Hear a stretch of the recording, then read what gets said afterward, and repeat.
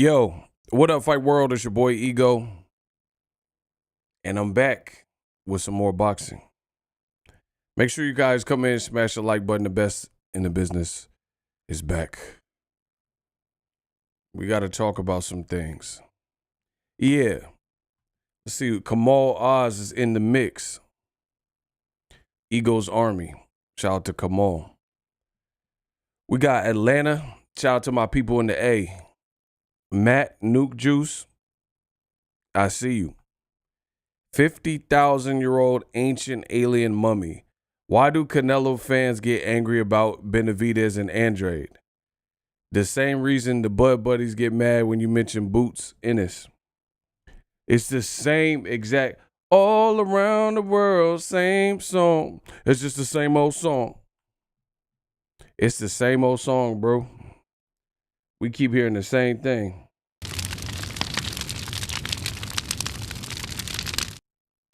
That's the default mechanism to this day when the fan base don't want to see the fight because they think it's a difficult fight.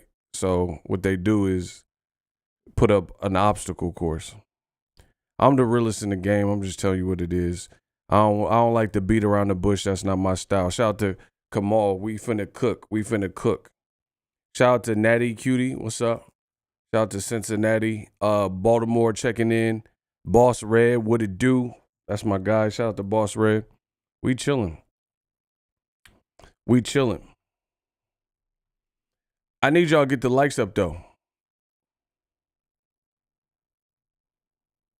Ed Woodson, what's up? We're just going to warm the mic up because the likes aren't where they need to be. So what else? What else y'all want to talk about before we get started? Because we ain't getting started like this. Y'all got to get the likes up. Why is the WBO stripping Charlo? Good question, because they hating. And none of the sanctioning bodies are stripping Canelo. The world of boxing seems to allow Canelo and certain figures to do whatever they want. Like Lomachenko. Let's get it, man. Hold on. Hey, on the scale, on the volume, loudness, how are we sounding on a scale of 0 to 10? In terms of loudness and quality of the volume. On a scale of 0 to 10, how are we sounding? I need y'all to do the rating. Because I could definitely do that while somebody said it's a 10, somebody said it's an 8. 9 to a 10. Y'all need the volume up because I got to make sure y'all hear me crispy. I've been working. I make all this look easy. This is easy work. Yeah, shout out to Ego Veli's back. All this work, easy work to me. All right, y'all can hear me then. All right, so like the boy Lomachenko, right? This man Lomachenko, he keep losing, but then old media keep him on the pound for pound list. Like, hold on, what we talking about? How Lomachenko, listen to what I'm saying. Lomachenko got 20 fights. 20 fights. That's 2 and an O. This man keep getting his swooped. And then old media, they still put him on the pound for pound list. How does this happen? And then they won't put Gervonta Davis on there. They won't put Jermell Charlo on there.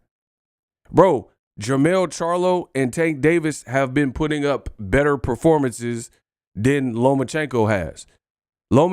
Listen, I'm going to say the unpopular opinion. I don't care if it ruffles some feathers. I'm the best in the business. I'm the nicest out. There's nobody nicer that's out right now. I'm your favorite YouTuber's favorite YouTuber. I'm a pioneer in this game. And I say what I said. Listen. Tony Street, what's up? There is no black fighter in the history of Nookas that could have Lomachenko's resume and receive the level of praise that Lomachenko gets. Bro, the man is 20-3, if I'm off the top of my head, if I'm not mistaken. He has a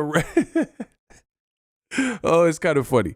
Bro, the man has a record of 20-3, and he really lost to Jermaine Ortiz, so it really should be 20-4. Y'all lucky I'm in a nice mood, but his resume really should be 20-4. That's a horrible record, bro. That's horrible. He said that's a factory. They wanted the war story to champion. Yeah, all that, man, that don't have nothing to do with him getting whooped in the ring. That's some political stuff. He's still getting whooped. Devin Haney, Teofimo, Jermaine Ortiz, Jermaine Jackson, they all whooping him. It's the same exact thing that you see with Triple G.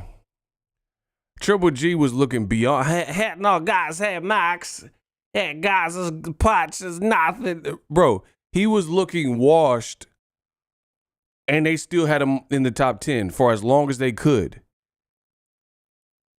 How? Based on what? Like all that amateur stuff, that don't have nothing to do with them as a pro. All that had no guys, like, because you like him and he's hey no guys. None of that has nothing to do with his, like, the pound for pound should be based on your performances, right? And Triple G, I mean, when's his last great performance against a great competition? Name somebody he fought that was good, and then I'll tell you about, let's play the game. So y'all want to start with me? Okay. Yeah, y'all can start with, hey, no, guys, it's big drama, guys. Let's go through Triple G. Name the last elite fighter he fought, and what was the outcome, and what did the performance look like? Okay, Canelo Part 3. He looked horrible for the first 6-7 rounds. See, old media don't want to give credit to certain fighters like Canelo-Charlo. Namely black fighters, sometimes Cuban fighters as well, right? They don't want to give credit, but Canelo-Charlo, even in his close fights with Harrison or Castano 1, he ain't get whooped like these old media darlings. Tell me I'm lying. Tell me that Canelo-Charlo in either the Tony Harrison 1 fight or the fight with Castano 1, tell me he got whooped like Lomachenko be getting whooped for 6 rounds till he shows some signs of life and want to fight back. AB said he got cooked. Man, he got cooked. That's what I'm saying, bro. The politics in boxing is outrageous. It's out of this world. Yo, I need y'all to get the likes up. We can do it. Dude face was looking pretty after vote faces. What's that mean? Dude face was looking pretty after vote faces.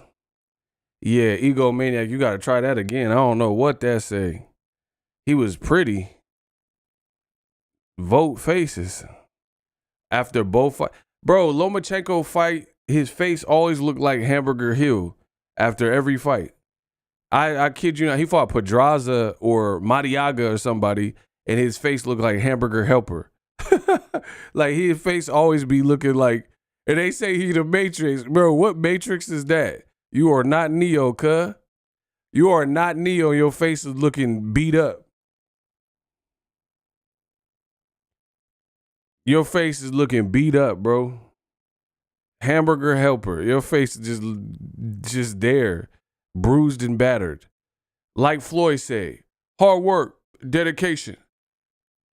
The least punishment you take in the sport of boxing, the longer you have your career.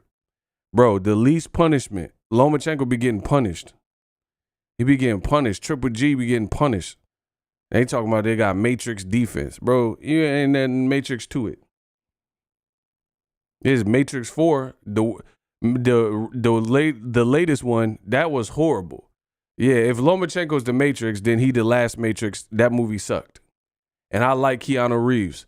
Whoa, I know Kung Fu. Bro, Do not watch what's it called? Matrix Resurrected. They should have never resurrected it.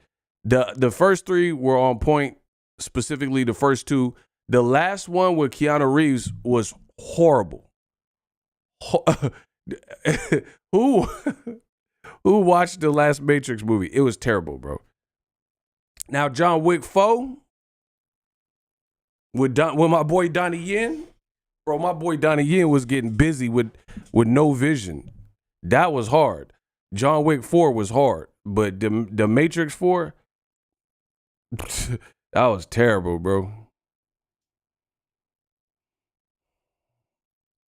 Yeah, bro, the Matrix 4, they spent like 30 minutes in the Starbucks, like Trinity and Neo. It was horrible, bro. I'm like, why they in the Starbucks, though? And Trinity had a family. Man, get this out of here. I'm trying to see Trinity in that leather. Man, what y'all talking about? I want to see her in them leather pants. Yeah. I want to see Trinity. I want to see Trinity in them leather pants. You feel me? Yeah, where Trinity at, bro? That was a terrible movie. Yeah, y'all got to get the likes up, though. 76 Mark, what's up? I like Lomachenko, but I'm disappointed he not willing to fight Shakur. Man, he said he taking the rest of the year off. You need to take the rest of your career off. It's over, bro. You can't beat none of the young fighters on paper. Like Jermaine Ortiz, you didn't beat him. You didn't beat T.O., and you didn't beat Devin Haney. Your claim to fame can't be, oh, I almost beat him or I did pretty good. Bro, that don't work. Imagine if Kobe Bryant didn't have 5 rings and he almost beat the Celtics. And like, nah, ain't nobody trying to hear that. Winners win. Ain't nobody trying to hear that. Like, y'all wouldn't appreciate the channel because I had ideas that I didn't execute. You only would appreciate my channel if you get to see the progress. People, see, that's why I'm the realest in the game, is because it's like the Truman Show. I'm the new Jim Carrey, bro. My life is the Truman Show. Y'all seen the come up. Y'all seen me in different situations, making videos in my room with a cheap mic to having expensive mics and knowing the fighters and going to the fight. Y'all seen my progression as a man. Y'all seen it. And other YouTubers, they studied me. They studied what I was doing. But that's my old stuff, so we ain't worried about it. So in the end, people don't care about almost. Brandy Norwood told you that. Almost doesn't count. Ain't nobody give a damn about no almost.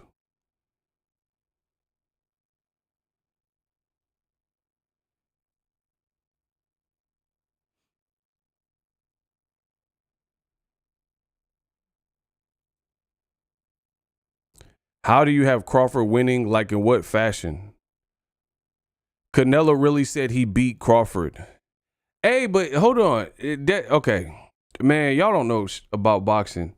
Let's start there. Y'all really don't know ish about boxing. Let me start there though.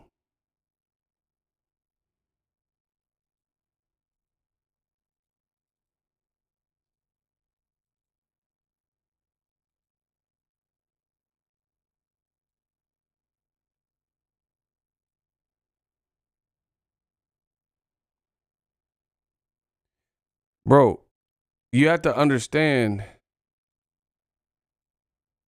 they're not in the same weight class though. See, I ain't gonna hold y'all. This is what's annoying about boxing. Boxing is getting annoying. Y'all think boxing is a video game or something. Y'all think boxing is like Marvel versus Capcom. Like, bro, and I'm not saying this because my prediction was wrong. I don't care about that. I've been wrong on other predictions. I picked Errol Spence to beat Crawford. I was wrong. Move on. You know what I mean? I'm just being real with this. But people took this one Crawford win, and now Crawford can beat Incredible Hulk. Now Crawford can beat Deontay Wilder and all this crazy stuff. That's not how boxing works, people. Bro, Crawford is a beast. He's raw. I put him back at the #1 spot. He had a great showing. But when we're talking about weight, listen, weight matters this is going to sound confusing. Weight matters and it don't. And I can explain. Listen, I'm the best in the business. I can explain.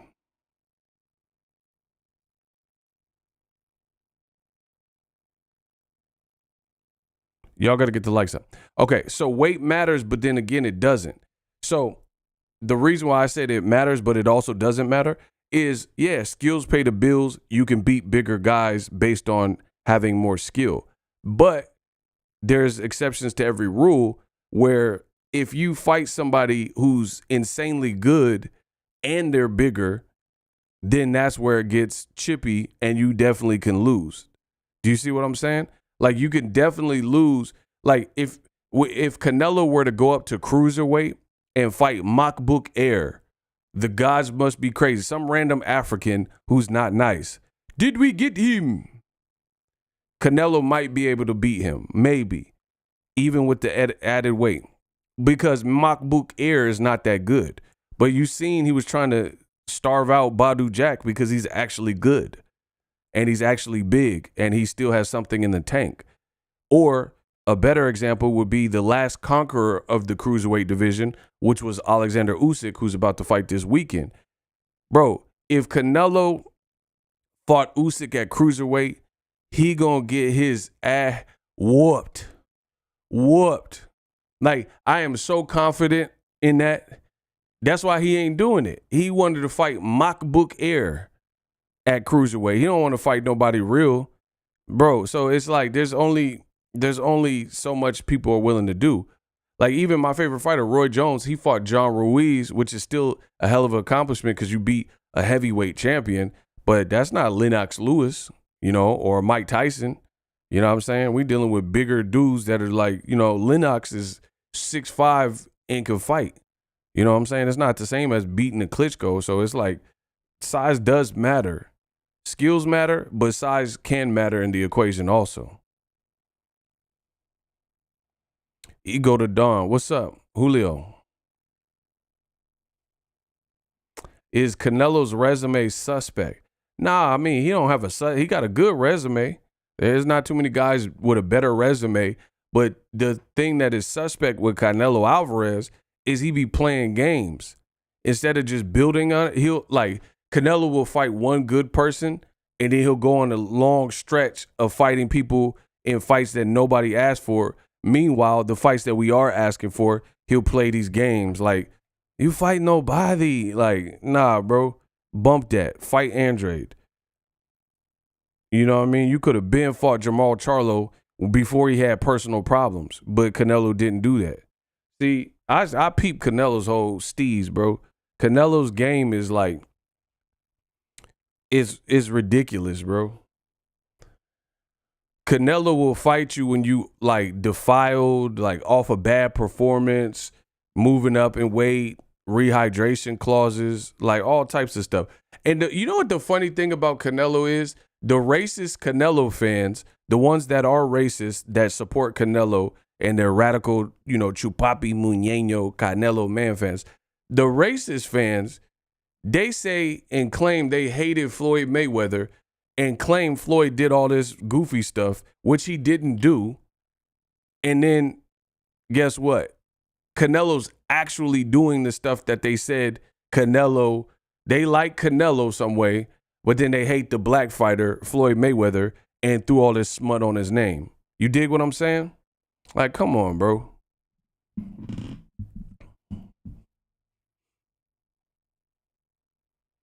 That's like me saying I don't like Bobby Brown because he a drug addict, and then you see me snorting coke and doing drugs. Like, what type of hypocrisy is that?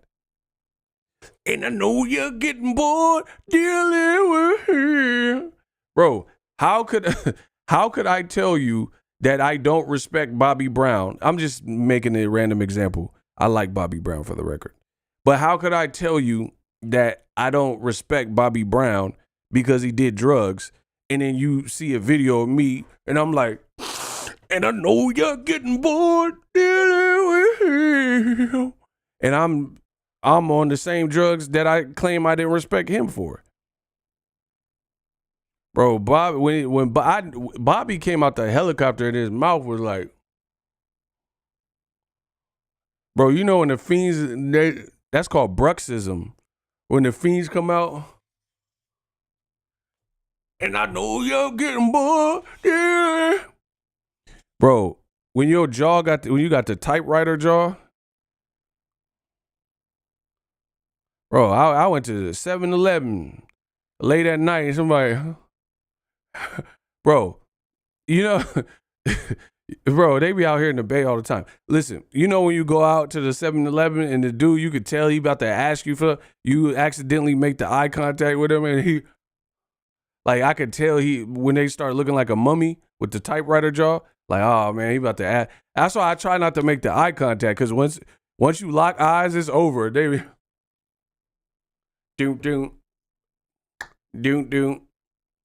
Bro, do not listen. If you come out to the Bay, I'ma be your tour guide. If you come out this month and they on that town dope, do not look them in the eye, bro. It's like Medusa. It's like the crack version of Medusa. Goddamn, Joe Rogan. You do not want to look these fiends in the eye. They try to hypnotize you. I don't know. Shout out to Kid You B. Bro, the fiends be coming out of nowhere, bro. I went to Taco Bell in Vallejo. It was it was late at night. I was dating this girl. I was hungry as hell, and I was like, man, I got to eat something before I go to her crib because I don't know if she got snacks. You ever date a girl and you don't know if she got snacks? Y'all remember them broke times where you can't really rely on the refrigerator being fully stocked? Y'all ever date some BZ like that? And you don't know if she got snacks? Bro, it's all about the snacks. And I had worked like an 8-hour shift, and then I went to kick it with her or whatever. So I was like, man, I don't know if she got snacks, so I got to I got to get something. So I pull up to Taco Bell, bro. And the Vallejo Taco Bell, they got the little, the menu, the light up, the lights be all blown out and stuff. And then I was like, yeah, let me get a bean burrito. Out of nowhere, a crackhead popped out and he said, order 2, bruh. Order 2, bruh. Like, where did you even come from, bro? I promise you, he popped out like Jack in the Box. I ain't ish, man. Whatever. How's that my fault? The crackhead came out the bushes. Like what, bro? He popped out the bushes like Rambo. I ain't gonna front. You get scared, your butthole pucker a little bit. I got a little, bro, because it's the Bay Area. You got to have your head on a swivel, and I wasn't expecting that. Bro. Bro, he popped out, said, hey, order 2. I'm not getting you a bean burrito with extra red sauce. You got me up. You gonna scare me and startle me? Nah, bro. How you gonna just come out the bushes and say order 2 more? Or order 2? I'm like, nah. Bro, he popped out at the I know the Taco Bell. Kamal, you didn't have to block him for that. I think he was just joking, but you didn't have to block him. Hey, Kamal, you gotta ease up on the trigger. Yeah, he didn't ask. He just popped out, said, like, order 2. Like, bro, if you don't get back in them bushes, Bushwick Bill. Bro, for real, crazy part is we got the young fiends out here standing in the drive-thru asking for something. Bro, I hate in the Bay, this is what the fiends do. I don't know if it's like this in other areas, but in the Bay, like I was in Frisco. I was in San Francisco, right? And then I had just left this chick's house that I was talking to or whatever. She stayed out there. And then I went to the gas station, and then I think something was wrong with the like pay at the pump part. So I went inside. No, actually I wanted to get some snacks. It's all about them snacks. I went to get some snacks. So I had to go inside and like, put the 20 on the pump 2 or whatever. And then like the thing that confused me is when I got out, like all I did is went to get some snacks, some chips or something, and then tell her 20 on pump 2 or whatever, right? And then when I walk back out, I see, and the pump's already in my whip, and I'm super meticulous. So I remember I didn't put the pump inside the gas. I never do that. Like if I'm going inside, I don't put the pump in the gas thing. Bro, the pump was already in the gas thing. So I'm like, what the hell? Because I know I didn't do it. I'm like, why is the gas pump already in my whip though? And then I like walked out and I'm like trying to see like who put the pump in. Like, well, this is California. We don't got this is self-service stations. We don't have like in Tennessee or something where they pump the gas for you. We don't got that out there. So anyway, I see the pump and the pump's already injected into my car. And I'm like, what is that about? So I keep walking out. It's a crackhead and he washing the windows. And he like, oh, that'll be $10. I'm like, what you mean $10? You didn't even ask. Bro, they wild out in San Francisco. How you cleaning my windshield and said that'll be $10? I didn't ask you to do nothing. Like, bro, cuz on damn homies, I didn't ask you to do none of this. Like, how you gonna valet and I didn't ask for it. I didn't even want you to do that. And then you talk about, oh, they're gonna be $10. They gonna be. I gave him the $10 though, but I was like, don't do that, bro. I would have just gave you the 10. Don't be putting the pump in my whip. I don't like stuff like that, bro. Like, okay, what if he put the wrong gas in? He gonna put diesel in. I don't drive a diesel truck. Nah. Somebody talk about, oh, he did you a favor. He ain't do. I don't like people touching my stuff. I really don't. Bro, the Frisco got the coldest crackheads. Listen, don't come out this month unless you ready for it. Bro, San Francisco got the craziest crackheads. Bro, we went to the club and you know, this is a true story. Bro, I got stories for days. Make sure y'all get the likes up. All right, I'm going to tell you how cold the San Francisco crack fiends are. We went to the club and some of these clubs, at least back in the day, you got to take any parking. You better learn to parallel park or whatever, because if you don't take certain spots, you'll have to walk blocks to get to the club. And nobody want to do that. You got the Kirk Franklins on, the Stacey Adams and the church shoes. So you try to get a parking spot as close as possible. You see someone leave, you better boop, get in there. So we seen like a spot that was open. This crackhead went and sat on the ground, like in the concrete, and he was like doing like snow angels. You know how you be in the snow and do the snow angels? He was just laying like that. And I'm like, what? Why is he right in the spot where we need? And then he popped up. He popped up after making like snow angels, cracky snow angels on the ground. He popped up and he was like, start directing us like, oh, park right here. Because he was trying to block the spot unless we paid him in order to park there. Do you see what I'm saying? Like, bro, the crackheads out here, they just make their own rules. Like, he reserved the spot for us, so he gonna lay there. So you have to run him over or you have to pay him for that spot. Like he owned the goddamn city. Like, come on, bro. You are not commissioned to be the parking lot attendant. He's like, yeah, all right. Like what? Like he's an air flight controller. He got the cones and stuff. All right, slow. All right, right there. Like what? Nah, the crackhead got the ultimate finesses. The Bay Area crackheads got. Nah, bro. They got the ultimate. They do the gig work like the DoorDashers and stuff. They make their own gig work. You be eating a donut and you want some napkins? $2. Where you get them napkins though? Anyway, what else we supposed to be talking about? I do what I want. I run boxing, so I could do what I want. I could talk about what I want. Gary Russell. The Gary Russell said something was wrong with Errol Spence. I told y'all. I told you something was wrong with him. Bro, unless Stevie Wonder watched Spence versus Crawford and he called me and he told me something was wrong with Errol Spence. So I was like, Stevie, how he see it? Bro, Stevie Wonder could see something was wrong with Errol Spence, bro. Ribbon in the sky. Errol getting slapped. Errol getting slapped.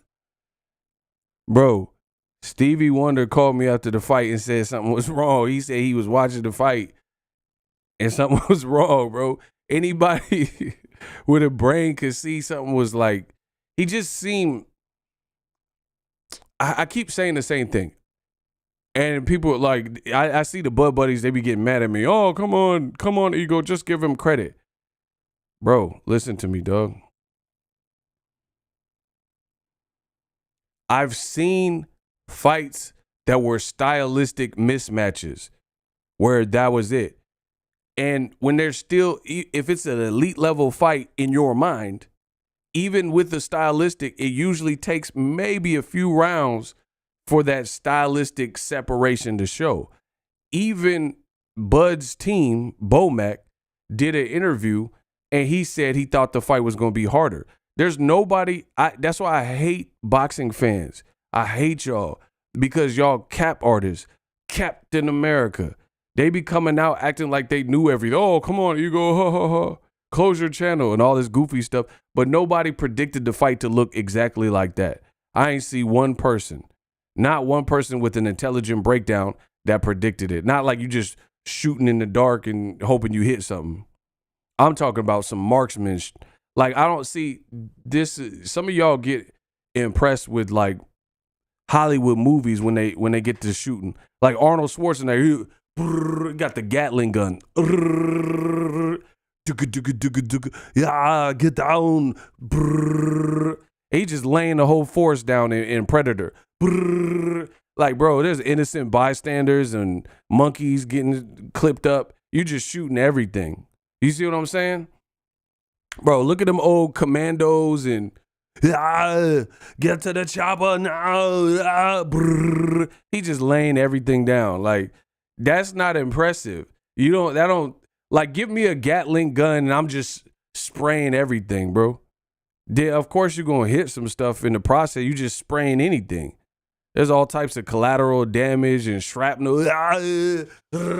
Bro, Arnold, like, let it be Terminator 2 or something. He just laying, there's cops and he's shooting all the police, cops and helicopters down. Like, he just shooting anything.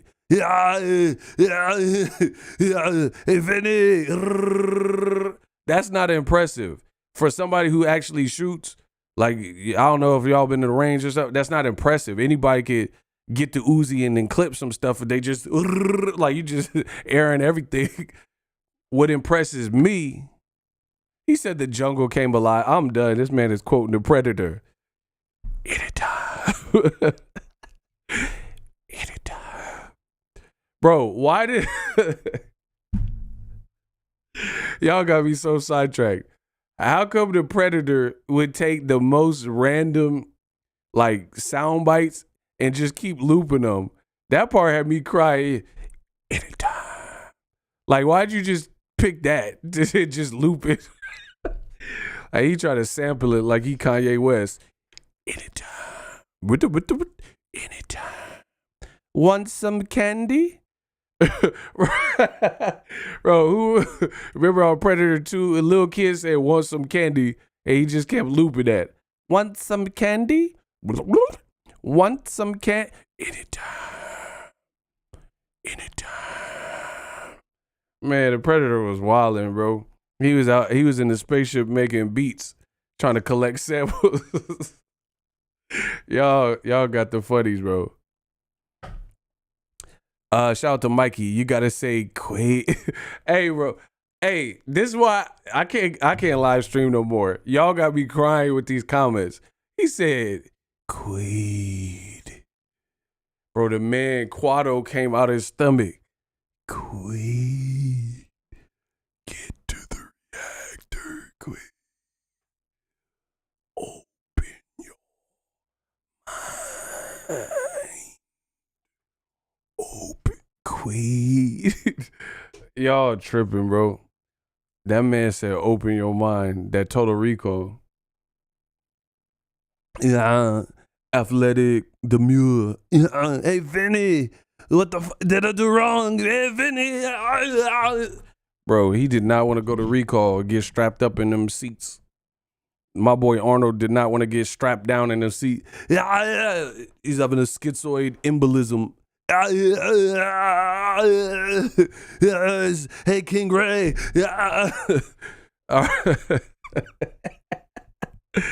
Oh my gosh, I love my job. All right, King Ray says, you right, bro. It all started when he got hit in the head with that stiff jab and Errol couldn't recover. You can see he couldn't find his leg. That man said he couldn't find his leg. Y'all tripping, bro. Want some candy? Anytime.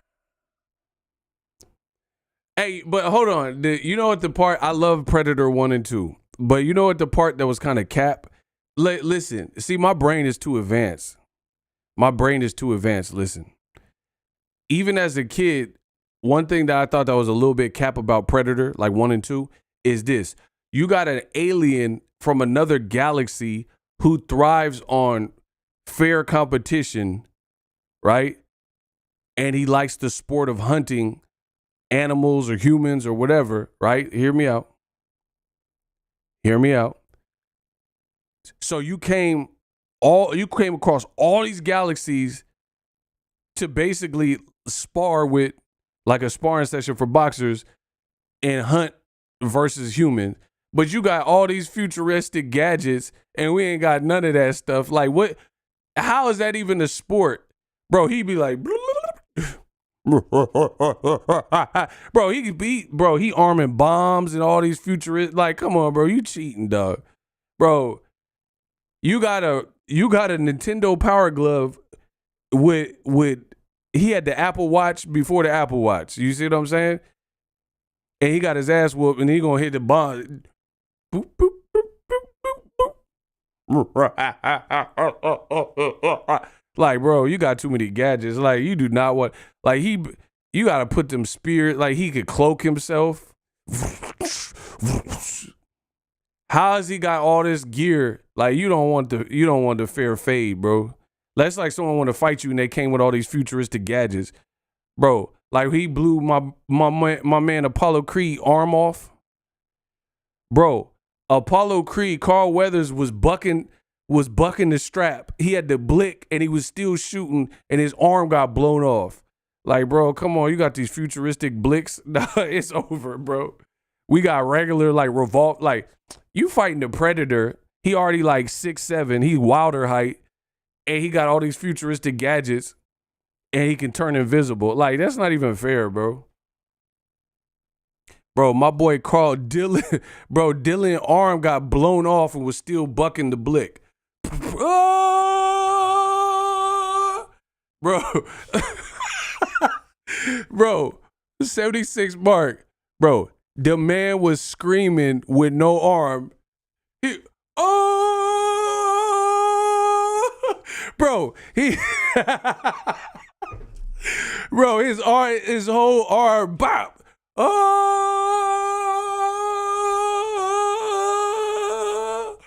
You don't got no arm. Why you shooting the? Oh my gosh, bro, is he a reptile?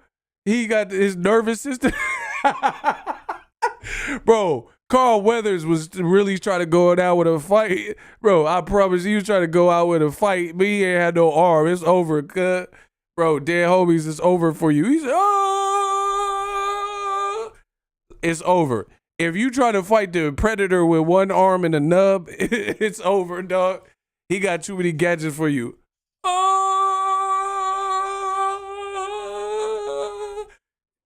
And his arm on the ground, getting busy shooting the Predator's feet. Bro, it's over. The arm and the blick was shooting Predators at his feet, and you up here screaming with one arm. Like, bro, listen, if I ever get in a shootout and I blow your arm out, you better just hit the flow, bro. It's over for you. Or dead homies, it's over for you. You trying to look tough. You an easy target now. You got no gun in hand, and I blew your arm off.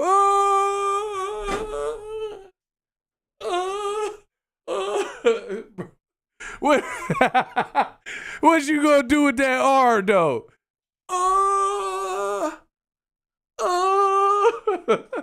Bruh, if I shoot your arm off, it's over. You gotta. I packed you up, bro. It's over, bro.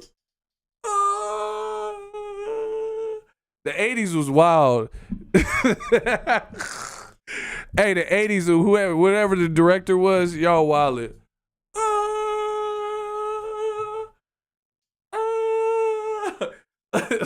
The man had it, bro. He ain't had. Carl Weathers got that in his contract. He can't have an arm in Happy Gilmore, in The Predator. He had no Action Jackson. He was missing the arm in all them movies.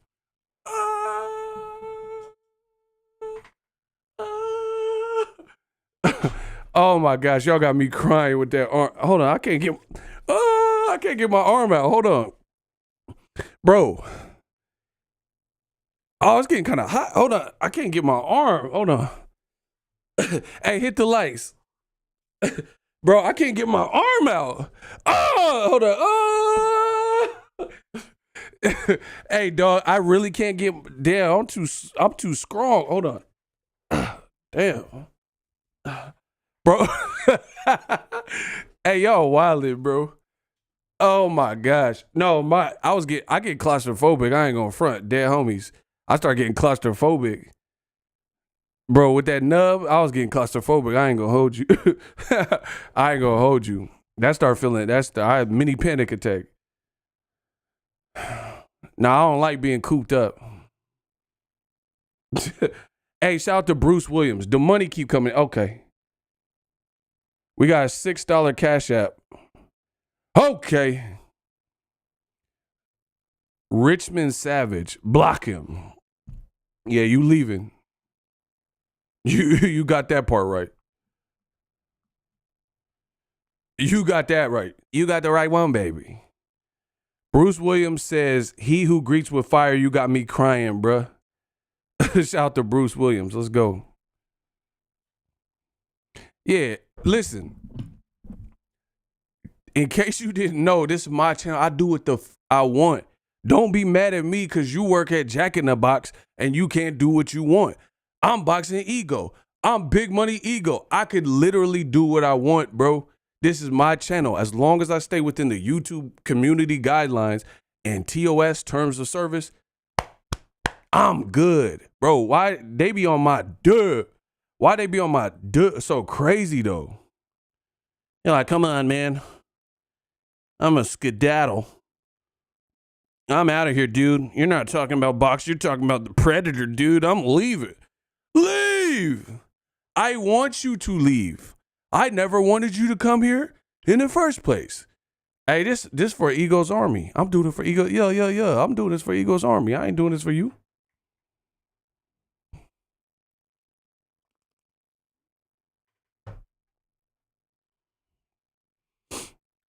Shout out to Isaiah Felix.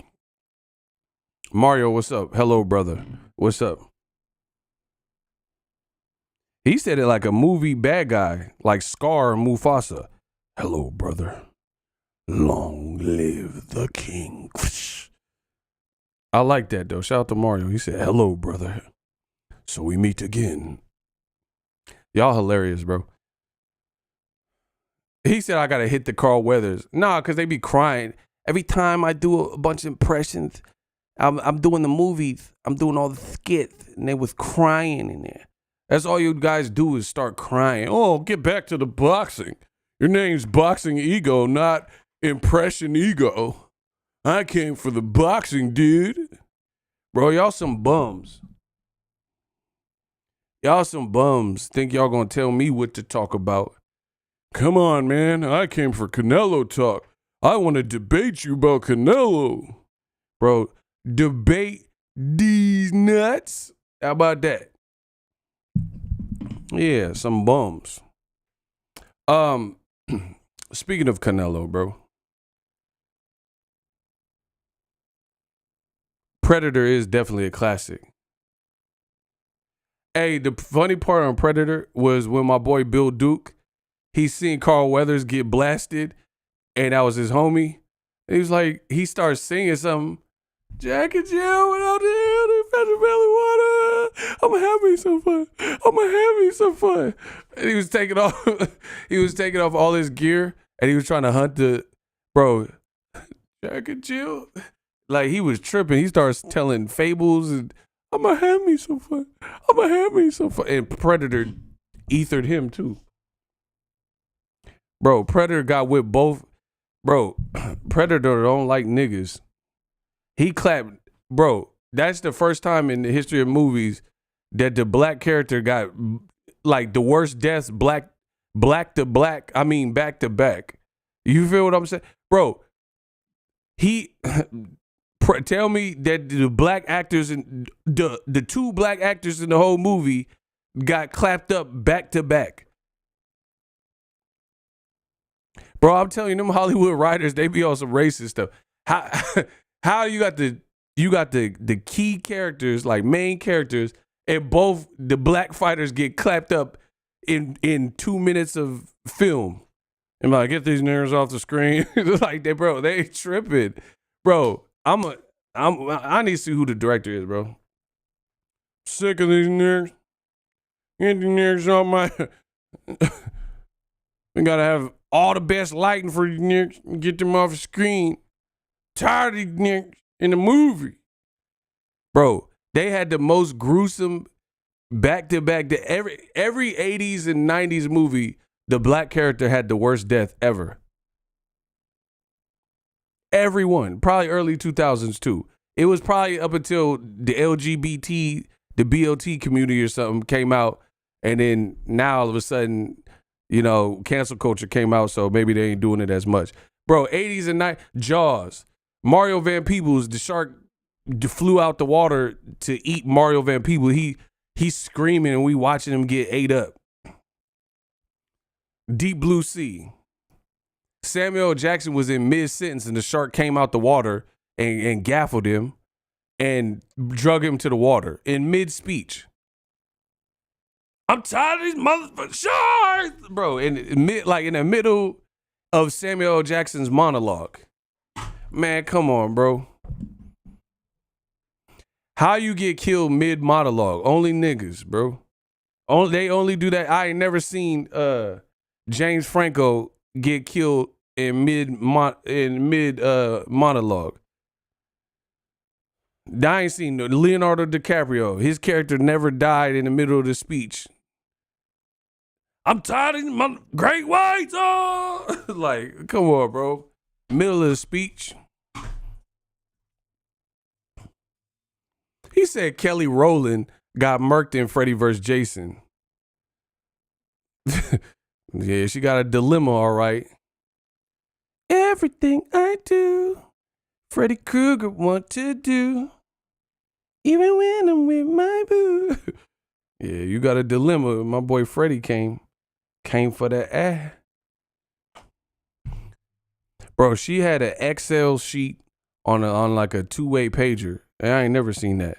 How you get the Microsoft Excel on that joint? How you get a spreadsheet on that, ho? How you get a spreadsheet, ho? Bro, I'm telling you, the black characters got the worst death in the movie.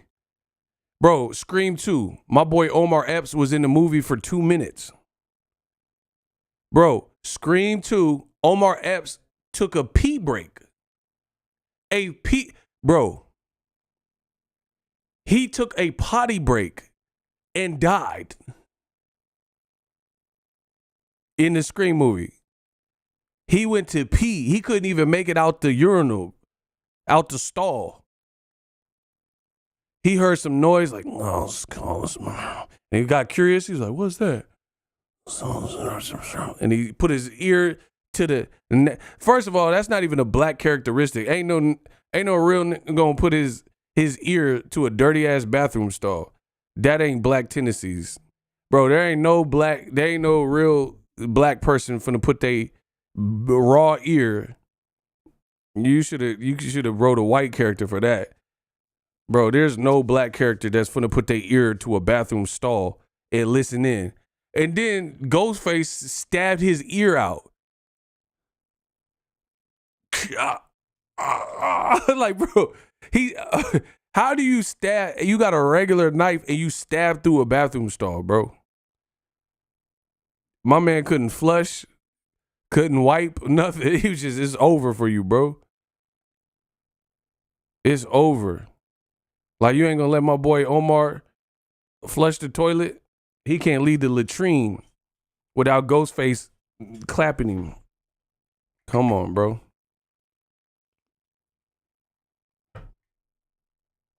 He said Omar broke the rules. He said a real ninja running like Shikari. Man, a real ninja gonna be Ghost. I like the old 80s movie with the white people, they go investigate. Jason. Q. Hello? Who's in there? Like, bro, what? If I heard that Jason, Q, Jason, I am not finna go see who's in there and all that. Like, stop it, bro. White people go investigate, because this was before cell phones. They ain't had no like iPhone flashlight or nothing. Like, come on. Tyler just goes straight to it. Let's see who's over there. Bro, you gonna just investigate, and it'd be Jason Voorhees with the hockey mask waiting for you. Choo. Told you not to come. Hell no. Bro, Jason got some dope kills though. I seen one of the Friday the 13th. My boy Jason got Cuz in the sleeping bag, and the guy was in the sleeping bag, and he did like a pillowcase and slammed him against a tree. Bro, I gotta find which Michael. Why I keep saying the wrong stuff? I gotta find what Friday the 13th that was. Bro, he was in a sleeping bag and he picked the sleeping bag up like a pillowcase and was like, bah, bah, bah, and hitting him against the tree though, with him in the sleeping bag. That was one of his craziest kills. Bro. He was in the sleeping bag and got blasted by the oak tree. Or yeah, when he was in Manhattan, bro, that was so cap. He on the rooftop trying to box with Jason. And he was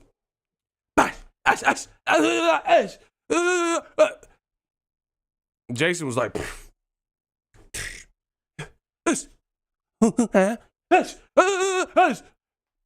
bro, he thought he was Shakur Stevenson trying to box with Jason. And Jason got to the edge and dude, nigga lost all his strength. Woo! And Jason just said, my turn. Head off. Bro, he punched his, I just don't tell you, the black characters got the worst death. Bro, he hit him with the one hitter quitter, head rolled into a trash can. Bro, why would you try to box Jason on a rooftop and think you finna get with my boy Jason? He he thought he was Keith Thurman.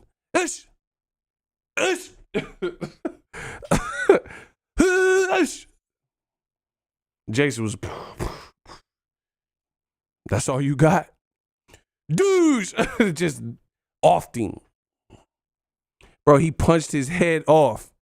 That was so funny. That's the true one-hitter quitter.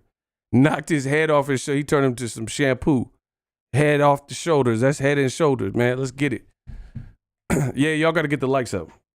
What's popping?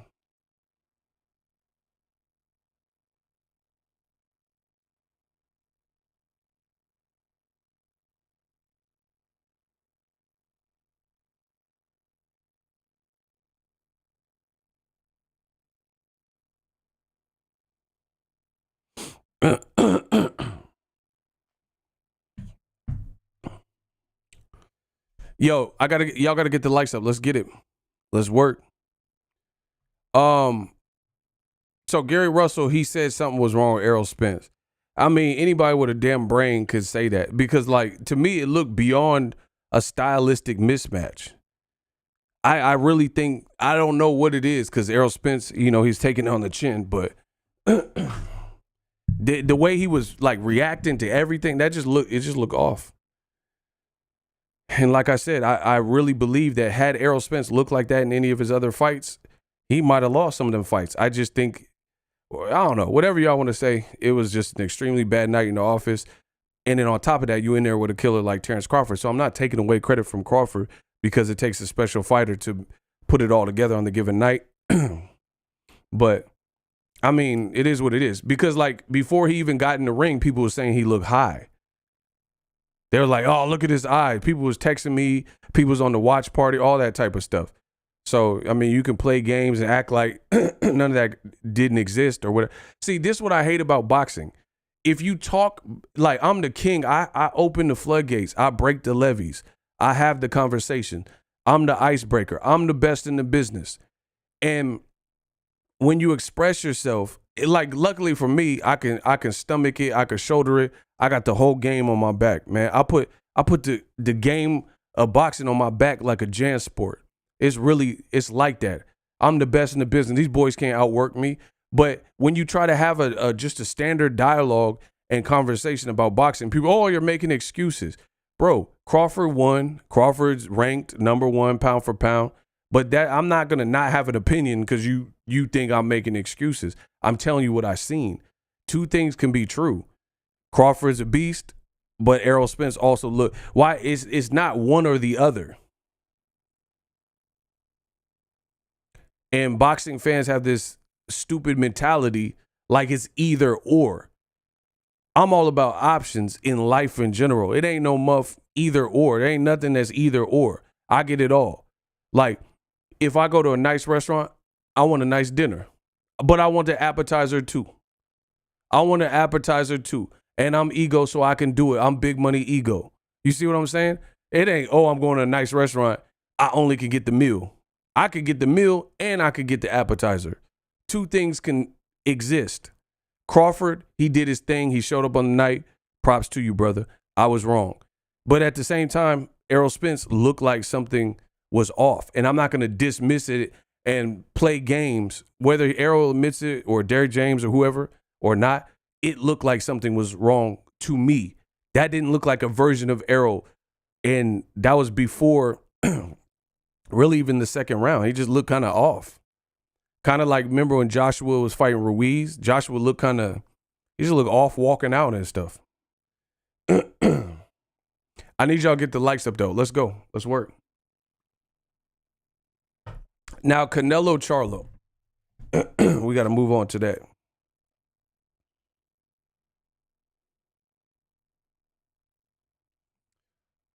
I really don't know how to feel about the fight, man. Like, my thing is this.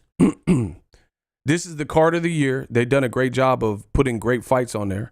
So the undercard is packed. I got a video coming soon. Make sure you guys subscribe for that. I don't know how to feel about the fight. Like, it's two big names. It's two names that we know. So for that reason, I'm excited. But when one person is taking up all the risk, which is Canelo-Charlo, I'm not really super keen on those types of matchups. You see what I'm saying? Like, and I know I'm the best in the business. I know this. And I know you guys hold me to a high standard. I hold myself to a high standard. I'm super consistent. This is not just because I know the racist Canelo fans, they'll come in and say, oh, you're scared for your boy Charlo and all this other racial innuendos and stuff like that. But I said the same thing for Kell Brook versus Triple G. I said the same thing for Amir Khan versus Canelo at a catchweight of Canelo weight. You see what I'm saying? Me consistently, this has always been my stance since I started my channel.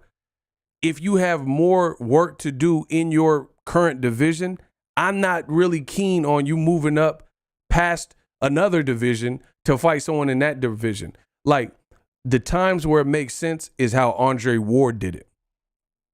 That makes sense. You were the illest ninja at 168, and that was well documented and proven. You took 2 tune-ups, and then you fought the baddest man at 175 or top baddest man. It was either him or Adonis Stevenson. That's how you do it. I'm all in favor, and I went to all those fights. Every last one of Andre Ward's final fights I went to. You see what I'm saying? that makes sense to me. But from Jermel's perspective, I understand. He's confident. He's a fighter. He thinks he can beat Canelo. So of course, listen to me. I know so many fighters, like, because I don't make it my business to necessarily do a bunch of interviews and stuff like that. I got great relationships with fighters and trainers and stuff like that. This has always been the case. I show them respect. They show me respect. I do my job. They do their job. And it just works like that. But my thing is this. I know so many fighters, and I've been around fighters for the last decade plus, right? And the reality is most fighters, that's what they are. They're warriors, they're fighters, they're gladiators, they're pugilists, whatever you want to call them. They feel like almost low-key invincible. Like, I know, I'm not going to say no names, but I know fighters that are like, let's say mid. They don't talk like they're mid. And then like you'll hear some of these fighters talk and you'll like almost like, I'm talking about off record, not like interview stuff, off record stuff. And you be thinking in your head like, nah, that person will probably beat you. You see what I'm saying? But they're fighters. They don't feel like that. Bro, I'm telling you how it goes. I'm being as sincere as possible. Like, I'm not finna name a bunch of names because that's in poor taste for me, my generation. But like, let's say a John Doe fighter, and he's like, okay, and it'd be like, think he'll beat Wilder, like, cause he's a heavyweight. You see what I'm saying? And I'm like thinking in my head, Wilder will crush you. You know what I'm saying? Like, you have not proven that you on Wilder's level at all. You dig what I'm saying? Or you'll be like, man, I'll whoop Canelo or whoop. And it's like, man, you couldn't even whoop X fighter when you fought him. And he lesser than Canelo or he lesser than Charlo. But that's the fighter mentality. So I'm not mad at Canelo-Charlo. He's a fighter. He's supposed to feel like he the baddest motherfucker. He can beat anyone. And it's also opportunity, generational wealth, and like change the game for your family. So I'm not mad at him for taking it because you get certain assignments across that desk. Like, I mean, imagine if you were a cop or any type of soldier and you get a dangerous assignment, but then it's also that dangerous assignment comes with game changing money for you and your family. You know what I mean? Hey, do this tour in Iraq. And then when you come back, you're going to have blah, blah, blah, blah. It's a danger. You know, you're going to Benghazi. You going to Afghanistan. You going to Iraq or whatever. But then it also comes with a high reward. So I think that's how Charlo is looking at it. You know what I mean? Like, it's like a hell of an opportunity. And he feels he can beat Canelo. So he's like, of course, I'll fight anybody. Yeah.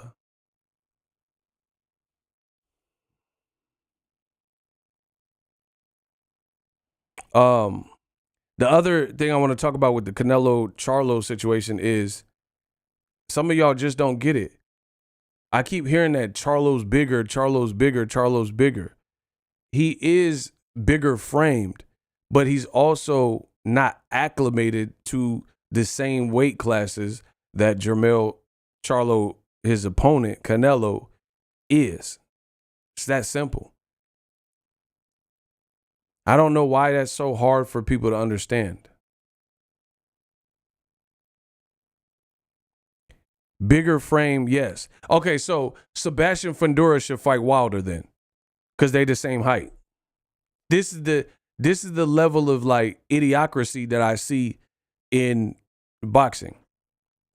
So Sebastian Fundora, he like 6'6", 6'7", and Wilder 6'7". So if that's all it took, then they should fight each other, right?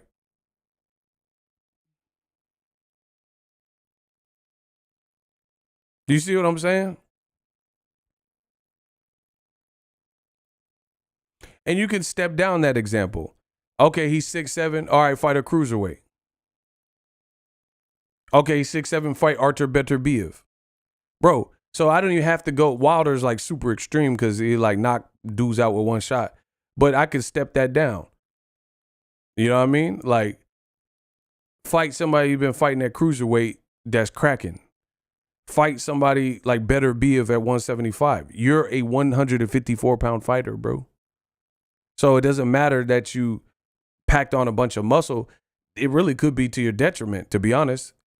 Because if you gain a lot of muscle mass in a short period of time, maybe your mobility is affected, your gas tank is affected. So I really don't know how to feel, because on one hand, I want to say that Canelo-Charlo, he might be able to get something done, but it's literally a coin flip because of the weight. It's just such a weight class jump that I don't know. I don't know. I don't know if he gets it done, but he could get it done. So I don't know. I'm kind of indifferent about it. I'm going to watch it for sure, but I don't really know what to make. I mean, you're moving up 14 pounds, bro. If it was so normal, then everybody would do it. You would see this in boxing more often, but you don't. And I feel like there's a valid reason why you don't. Like even Andre Ward, as great as he is, like I spent a lot of time reporting and covering his career as it came to a close. And Ward was talking about fighting at heavyweight, which he definitely could do it, but Andre Ward is one of the most intelligent boxing minds in all of boxing, ever. Like inside the ring and outside the ring. He's a very astute and solid individual, you know what I mean? But he even said it because he's rational. He said he will fight at heavyweight, but it got to be against the right opponent. You know what I'm saying? And that makes sense. Like, kind of like what Roy Jones did. Like, you beating Jean Ruiz, that's a hell of an accomplishment, but it's not exactly the same as beating Lennox Lewis or Vitaly Klitschko at heavyweight. You see what I'm saying? So you want to test yourself, but you don't want to take such a test where it's like, you know what I mean? You're going to get blemished up real quick.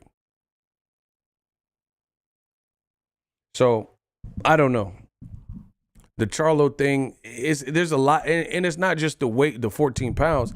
Charlo's coming off an injury, and Charlo low-key kind of inactive a little bit. You know what I'm saying? He ain't fought since the Castano rematch. So it's been probably about a year by the time they fight. He walks around at 190. Oh my gosh. Bro. Who cares? There's a lot of guys that walk around. There's lightweights that walk around 180, 190. Put them, bro. Okay. Devin Haney and Rolly, I've seen like pictures and stuff. Rolly stepped on the scale. He's weighed 180. He's posted pictures of that. That don't mean he could just move up to welterweight and fight Jaron Ennis. What are we talking about? Your walking around weight is not your competition weight. So who cares? Why are you telling me that? As if the person who's been in it, knows fighters, covering boxing, gives you guys the news, as if I didn't know that many fighters in this generation are campaigning at a certain weight, but they walk around higher. Like, y'all thought I'm the one that created Ego Weight Watchers to give you guys a specific look at fighters in camp and when they have big fights coming up. So I've monitored all these fighters' weights over the last decade since I created it. And you trying to tell me something like as if I didn't know. I created Ego Weight Watchers. There was no channel that was doing the stuff I was doing, bro. There was no Ego Weight Watchers available in a digital platform. I started that. And y'all know I started that. And I got the videos from way back then to prove it. Just look at the playlist. So I understand fighters fight at a different weight and walk around. That doesn't have nothing to do with what I'm saying. You can walk around at 240. But if you campaign at 154, that means you have almost 100 pounds to lose. Who cares? It's a difference. Jared Hurd, he said he was 210 or something crazy. Okay, then fight Wilder. That's Wilder way it's not the same, bro. He 210 crunching down. See, this how I know a lot of y'all don't really know about boxing. That's how I know it. Because there's a difference between a guy who is crunching down. Like, this is how boxing works. I'm going to try my best to explain this to some of y'all who don't understand it. You can have a fighter, let's say a heavyweight that weighs 275, and he, by the end of his training camp for his fight, he had the 255 mark. So he was 275 and he crunched down to 255.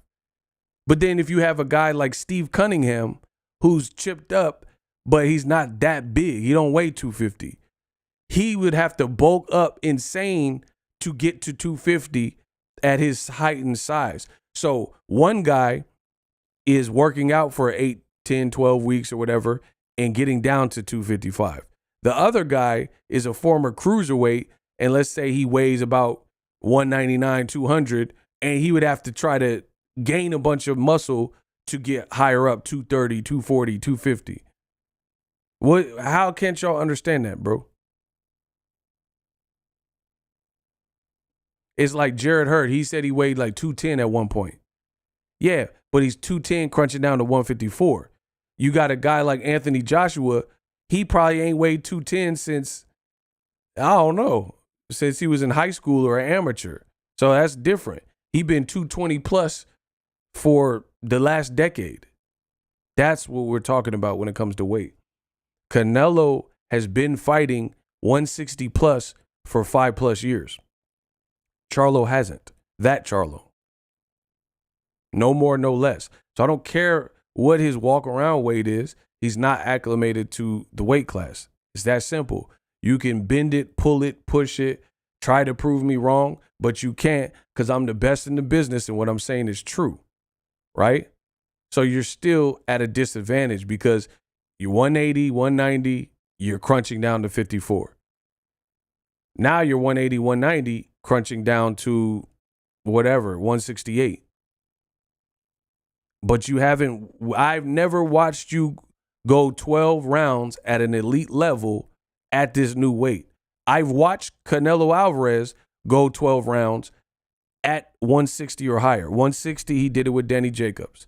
164.5, he went 12 with Julio Cesar Chavez Jr. At 168, he went 12 rounds with Caleb Smith and John Ryder. 175, he went 12 rounds with Bevo. So it's that simple. I know y'all want me to be wrong, but you're not going to make me wrong when I'm not wrong. We have never seen the point, no matter how you slice it, bend it, and all that other stuff, we've never seen Jermell Charlo go 12 rounds at 160 and definitely not 168. So, again, until otherwise proven, it's a coin flip. Maybe his body, maybe it gives him a break and he looks sensational at the new weight class. But then there's also a flip side where it doesn't pan out for him. It's that simple. So that's what I'm saying. That's why I'm saying it's indifferent. If it was one weight class jump, then my opinion on the fight would change. But 14 pounds is a lot of weight, bro. And here's the thing. Canelo knows what he's doing because there was 2 guys at the weight class that are both with PBC that are full-fledged 168 pounders. And then you got a guy at 175 that whooped him and he's not fighting them. But I'll leave the Bevel out of it because he at least is not with PBC. So let's say you want to do a deal with PBC. You could have fought David Benavidez. You could have fought David Morrell. But you chose to fight a guy coming up. That shows you what Canelo is talking about. You had 2 ready-made fights, and you keep saying Benavidez ain't fought nobody and all that type of stuff. But if he was easy work, you would have took the easy work. The person that deserves a super middleweight title shot, the former 2X super middleweight champion that's been calling you out, over a guy who's never fought and competed at 160 pounds or better. Like, here's another thing. Nobody brought this up, but since I'm the best in the business, I guess I will. Just to prove what I'm saying, if Jermell Charlo, let's throw Canelo out the picture. Imagine Jermell Charlo say, I'm moving up 14 pounds to fight David Morrell. I'm moving up 14 pounds to fight David Benavidez Jr. Bro, that would sound crazy. That would sound crazy. But the only reason it don't sound crazy is because Canelo came from a lighter division like 154. He's shorter in stature, and he been looking low-key washed. That's why people are accepting of this fight. But if Jermell said, I'm leaving 154 and I'm fighting David Benavidez, then people would be like, oh, I don't know. David Benavidez would probably be a heavy favorite because Benavidez got fights at 168 and he's a former 2X champion. Guys at 168 are getting hurt by him, like Caleb Plant and Kieron Davis and stuff like that. It's very simple. So people, they give Canelo a pass because he's a name. But, I mean, I would say the same thing. If David Benavidez said, I'm fighting Jermell Charlo and moving him up 14 pounds, I'd be like, why don't you fight Andrade? Why don't you fight Canelo? Why don't you fight Morrell? Why you fight? I would say the same thing for him. But luckily for Benavidez, he's a real man, and he's trying to fight a dangerous stylistic opponent like Andrade. And David Morrell, I think he's like Jerron Boots Ennis. He's in that kind of zone where super high risk and danger. So he's just going to have to keep knocking on some doors until one of them open up. But I don't doubt for a minute that David Morrell Jr. would fight a bigger name right now. Canelo is fighting a guy that's not at the weight class that tells you what you need to know. He did it with Amir Khan. He fought Chavez at a catch weight, knowing Chavez couldn't even barely make his weights. It's by design, bro. It's by design. You can say whatever you want, but there's a reason. Floyd Mayweather didn't do this. Everybody that Floyd fought at 152, 154, they were all bigger than him. Everybody, when he moved up, they were all big. There was no one he moved up for that was not strong and smaller than him.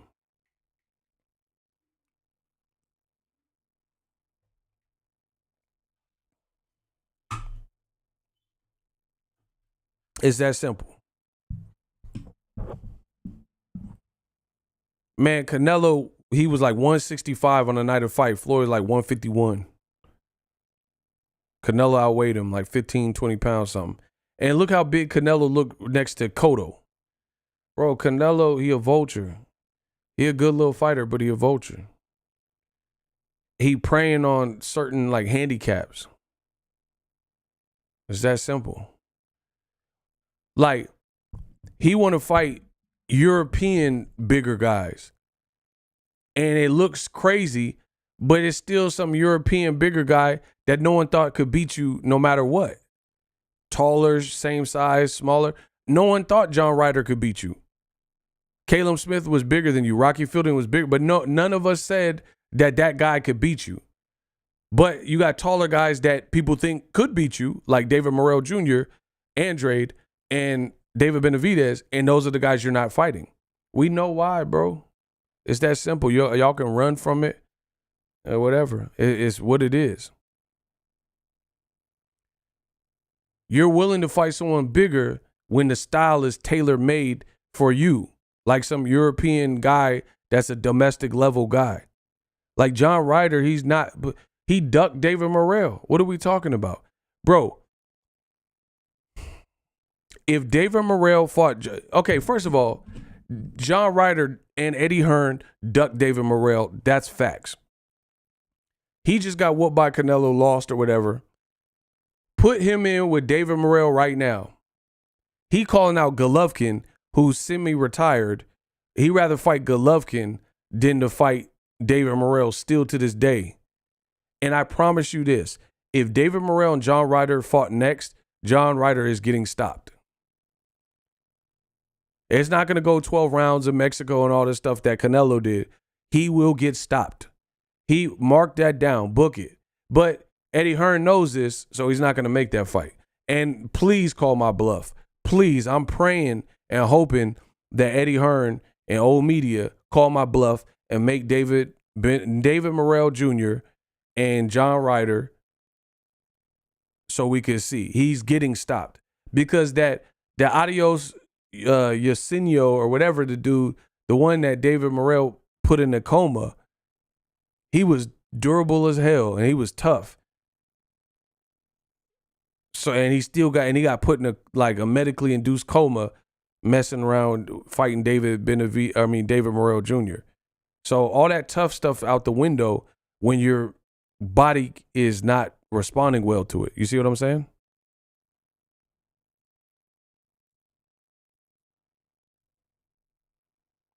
Like, ain't nobody care about no tough stuff. Oh, but he's tough. A lot of guys are tough. Who cares? Who cares? Like, y'all overrate toughness. Who cares, bro?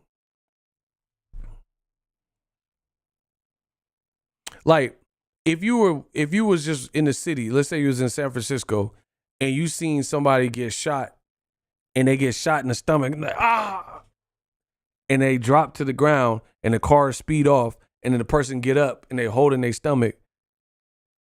I mean, they tough because they got shot and they stood back up, but you still got shot. You see what I'm saying? Like, that's not a position you want to be in. Okay, you got up from being shot. You still shot. You got to deal with everything that come with it. The physical therapy, the bullet fragment in you. You know what I'm saying? The bleeding. You still got shot. People keep gassing up tough, like punching bag guys because they tough. Like, who cares? I don't care about that. Like, that's not what boxing is to me. Boxing is so much more depth and deeper than that. Oh, he's tough, though. A lot of guys is tough. There's journeymen that's tough.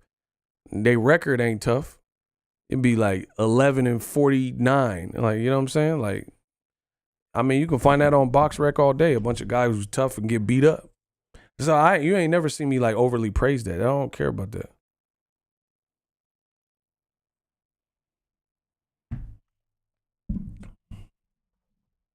Yeah, y'all overcredit that toughness stuff.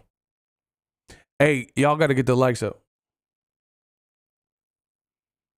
So, yeah, I don't know. I don't really know how to feel about the Canelo-Charlo. I mean, I will say this. Let me say this. I think if Charlo is doing the 14-pound move, he also is getting Canelo at the best possible time because Canelo, he kind of looked buns recently. And Bivol might have taken something out of his confidence or something. And Canelo been drinking alcohol. Let's effing party. Bro, Canelo been drinking and golfing. So, yeah, I don't know. Charlo might go in there and knock some Hennessy out the boy Canelo. Bro, he might punch him and Hennessy might spit out like a fountain. Bro, so I will say that is like Canelo, he hasn't looked impressive for a minute. And he even had to talk about it. People saying he lost a step. So we'll see. You know, we'll see. Canelo been off that Henny. Canelo be off that heme. I do believe. Facts. I do believe. Shout out to Ray Smith. Glad to be here. Shout out to Ego and Ego's Army. Salute. Golden Boy got like 2 fighters right now. They tripping. Golden Boy got to re-up. If the fighters were drugs, the drug stash looking low. Golden Boy got to re-up. They got Zordo fighting at 190. Bro, what the hell? Bevo knocked you out the weight class? Damn, homie. In high school, you was a man, homie. Bro, my boy Bevo knocked Zordo out the weight class? Bro, he was fighting at 175, and now he lost. He missed weight, and now he fighting at 200 pounds or something. That's crazy.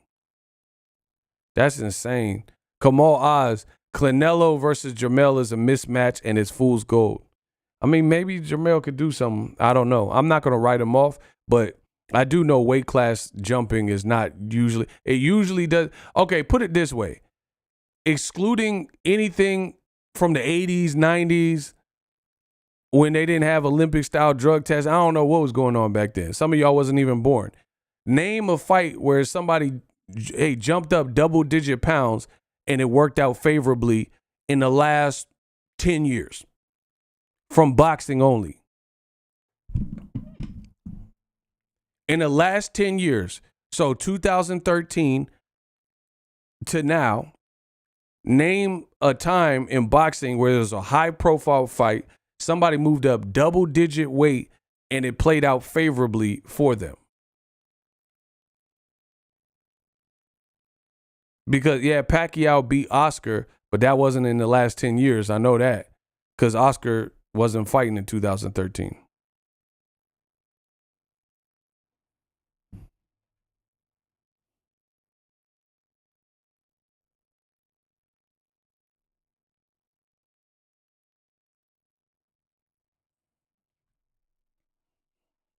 Bro, I can't think of it. Kell Brook, smash. When he fought Triple G, Amir Khan, that man was asleep. East.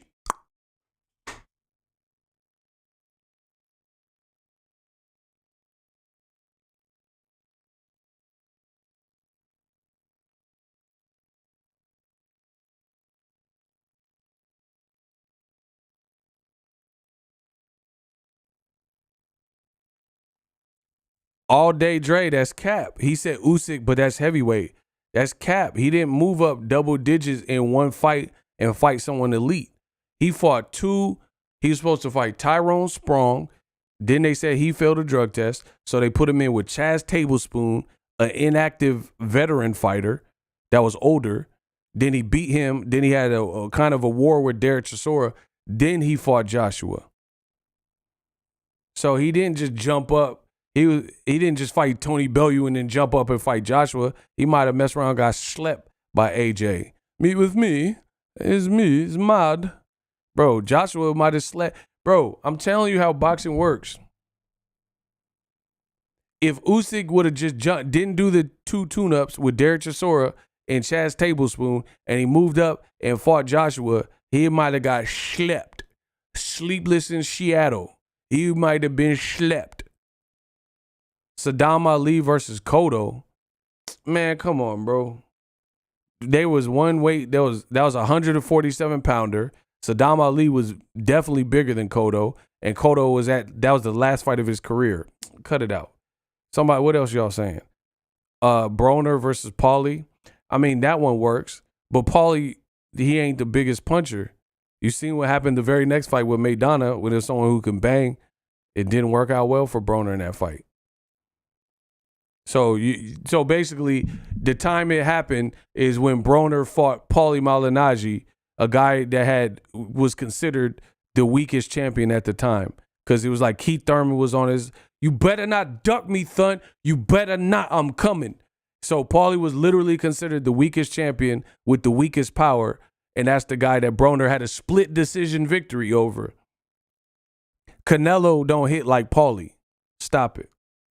So that's not it. That's not comparable to what we're seeing.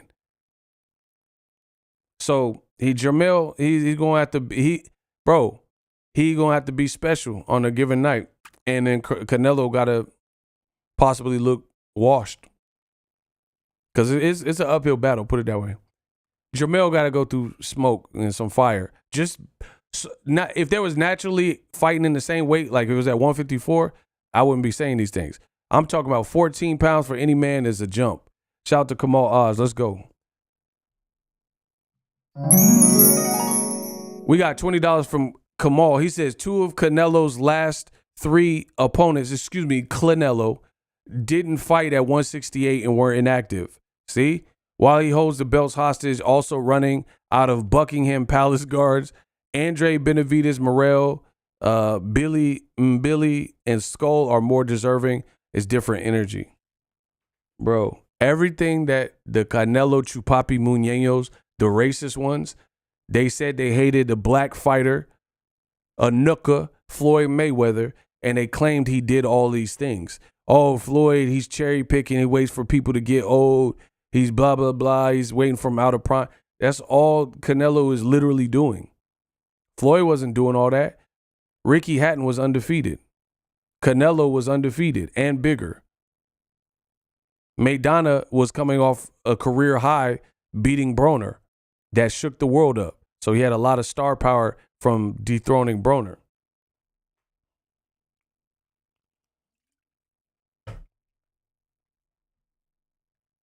Canelo fight people off their worst performances where they haven't looked good. Like John Ryder, he lost to Danny Jacobs and they robbed him. They robbed my boy Jacobs. They robbed my boy Jacobs. You feel me? So he really shouldn't have even been no mandatory. It should have been Jacobs. Bro, I need to see Canelo get stripped. They gonna strip the black fighter, Canelo-Charlo. But Canelo, he can have the Infinity Stones and then take vacations and fight people outside of the division, fight M'Baku and Makbuk Air at cruiserweight. He can do all that and keep the belts. Okay. Bro, Canelo really tried to sell us on a cruiserweight fight with M'Baku in Challenge Day. That's insane, bro. Canelo versus M'Baku. MacBook Air Pro Max. Yeah.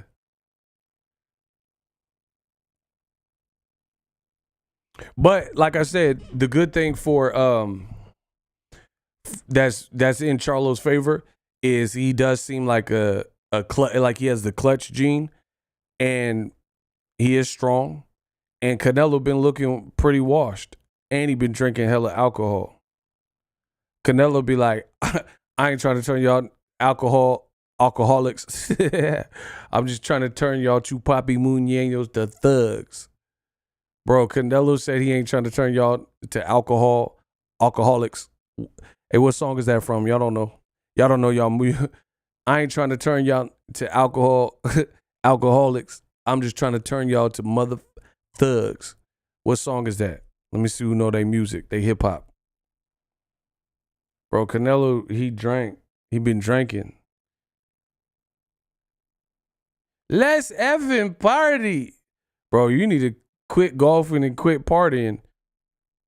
Shout to Well Connected, Thug Passion, Tupac.